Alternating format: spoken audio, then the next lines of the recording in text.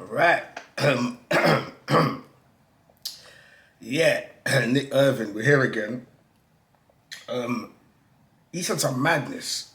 He said some madness, and I wasn't gonna report on it, or react to it, or whatever. You know what? Let me just make you lot see what I've got. Hold on, I'll talk after. You fighting overseas, gay soldiers, and the clip just went like wildfire. When you start to see the little boys with the older men and stuff that they do, then there's this thing that in Afghanistan it was like Man Love Thursday. And I accidentally walked in a tent. What the fuck? Man, love Thursday. Okay. I thought it was like the snack tent where we had like our Gatorade and chips and stuff. Walked into the wrong tent and I seen about 20 plus dudes, like they weren't wrestling. You see it every day. Little boys with older men. Definitely the wrong tent. Definitely the wrong tent. Why for that? Fuck, what'd you even do in that situation, bro? What'd you even do? You just walk in and just, jeez. Older men with older men, yeah. You see it every day. I'm telling you, I thought more people would have known. I thought it was like public knowledge. Why the and fuck? then like after it went viral. Why the fuck would we know that? Why would we know that? We don't know. I don't know if, do you not believe him? I don't know. This is too mad. This is too mad for my brain. This is actually too mad for my brain. No, okay, cool. Like I saw it go viral on Twitter for like 2 days and I was seeing the responses and some other troops were hopping in on it like, oh yeah, I remember that too. And it was such a common thing for us. I think a lot of, soldiers or veterans don't even like talk about it, bring it up because it was so common to see. But facts. I know it reacted, but yeah, it was more shocking that to me that I thought more people knew it or knew about that culture, that lifestyle. And it's like documentaries on it. I think they call it like the Dancing Boys. If you look it up on YouTube, it's like called Dancing Boys. And it's a whole documentary documenting I don't want to look it up. I don't want to look it up. older guys seeking out, younger, as young as like 6, 7. What?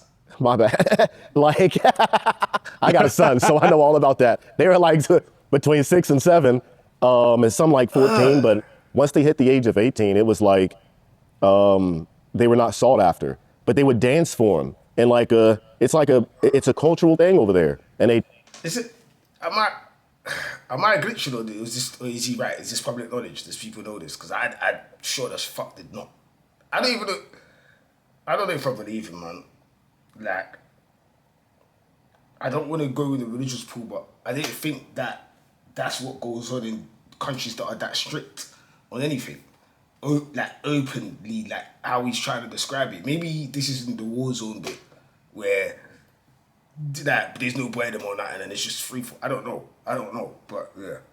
Pick them out and, hey, you're coming home with me. It's a cultural thing. Okay, I didn't know where you was going when you said Dancing Boys, but they literally used to dance for older men? Yeah, they put on makeup. They go to like a little hut or a little house. And I thought it was like belly dancers culture, no? Like, they that together, do all of this stuff and all of that. Like, and the boys would come out and they have like a little program, like a school. They would learn how to, put on makeup, put on the little jingly bells or whatever, and they would like go out in front of all these older men and shuck and jive. Yo, Nick.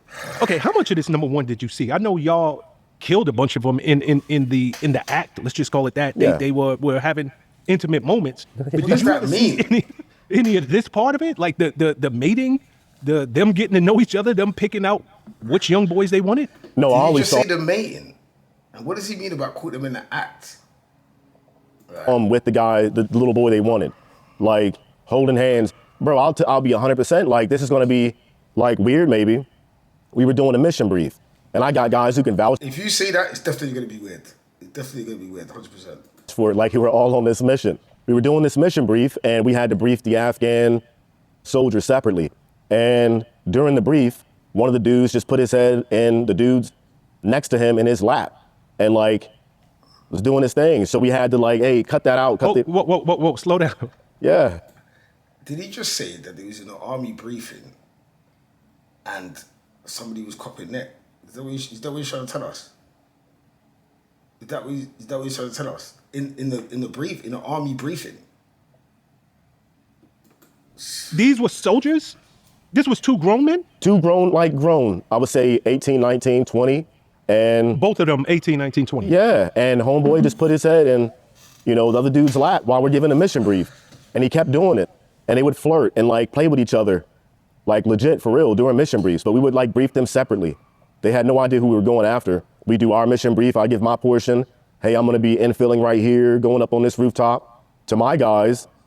Then after we get done doing our thing, they come in and we give them their own little mission brief. But a lot of it was like patsy stuff, like, touching each other, doing stuff to each other before we're about to hop on helicopters and go do damage.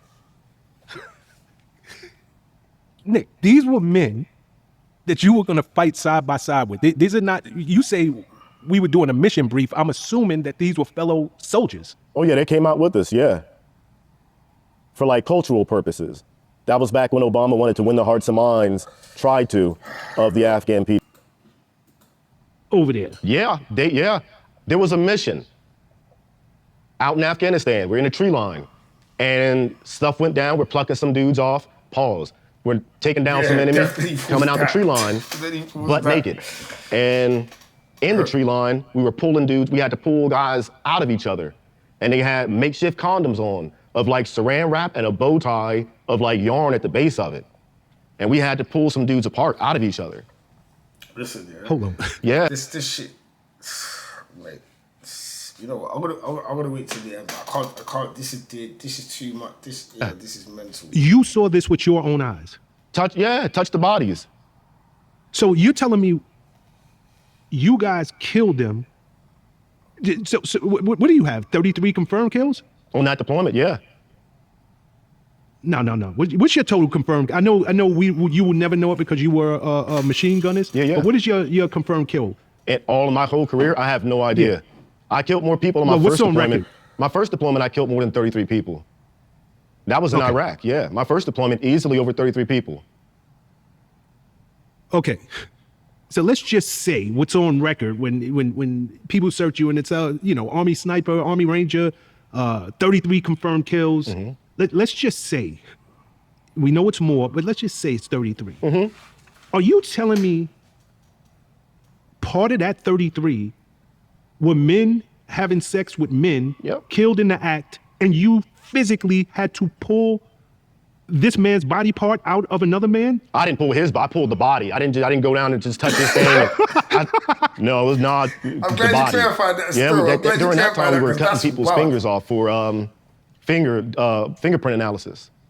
That was back then, and you had to pull body. We had to pull their bodies off. Okay. We had enough of that. All right. Because I was confused. I was thinking, why are you gonna put their bodies apart? Like they did it. Like left them there. What the fuck? You know, it's itchy, yeah. But look, my heart goes out to the veterans, yeah, because going in the army is not something really I would do. Like I've explained before, yeah. I don't understand killing people for somebody else's agenda. Like it just doesn't make sense to me. But I have been in war, yeah. Well, in a war zone, and I have seen unsavory things. Like I said, I'm not gonna get into it now. You could go watch From Innocent Soul to the Roads and catch up on that and the African events and the stuff that I saw. And I left a lot of stuff out, but I just put some stuff in, whatever that. But I ain't gonna lie to you lot, yeah. I feel like chopping the fingers off to get the ID, I'm cool with that. 33 kills, they was trying to kill me. I'm even cool with that. I think I could live with that. I think I could make my peace with that. Because I don't really feel like a lot of the stuff that I've seen has harmed me. Yeah. But I think having to pull a man off another man, yeah, and see what he's describing, yeah, I don't think you could pay me enough for that, man. Like, I'm hearing it, it's making my stomach turn, PTSD must be a real thing for these man, because if you asked me what would bother me about being in war and stuff like that, I would probably say that, you know what I'm saying, children being unalived or stuff like that, or whatever, me seeing a child blown up or whatever. I wouldn't have thought that going into the army, I don't think anybody goes into the army thinking, I might end up having to do that. Like, I don't think that's what anybody's thinking. And it's good that someone like him is speaking out about certain stuff. And for the young men that might be thinking that that's a good idea, yeah, to know what they get themselves in, and if that's something that they're cool with or they think they can stomach, then I hear it. But me? This nigga right here?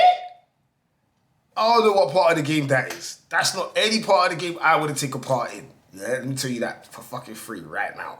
You get what I'm saying to you? Like, we don't do them things there. anyway. You know the vibe, but don't make a pick it up. So.